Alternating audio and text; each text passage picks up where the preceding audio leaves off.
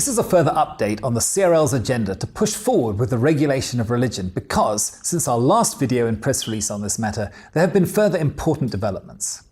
To briefly recap, despite the procedural irregularities in the lead-up to the Religious Leaders Summit at Rhema on February 13th, the meeting was well attended by over 750 senior representatives from a cross-section of the religious community of South Africa.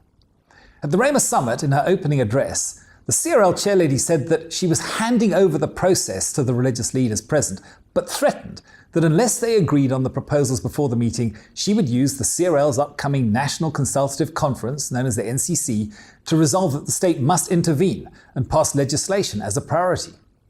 The Rhema Summit agreed that the religious community would take ownership and develop the necessary solutions to the abuses and malpractices taking place in the religious sector, but resolved that it was inappropriate and unacceptable for the CRL to dictate to the Church how to regulate its affairs and that it would henceforth be excluded from the process.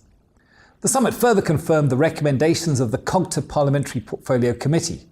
They had previously considered and rejected the CRL's recommendation for state regulation of religion. Instead, the Summit resolved that a broad consultation should take place with religious leaders at local, provincial and national levels with a view to ensuring that solutions to the issues identified are developed by the religious community and for the religious community.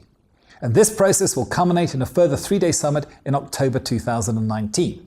However, it quickly became apparent that the CRL was unhappy with this outcome, and at the CRL's NCC conference, which took place 2 weeks later on February 25th and 26th, the CRL chairlady deliberately ignored the outcomes of the Rhema Summit and called for the new Parliament to empower the CRL to sort this thing out once and for all. And then the NCC, with very little representation from the religious community, resolved that the CRL must continue to ensure that there is a peer review mechanism and with the advancement and promotion of a process to control religious practitioners and to push for the proposals that the CRL has placed before the nation and Parliament, despite the fact that these have already been rejected by COGTA and the Rhema Summit. The present position, following the CRL's NCC, is one of mixed messages.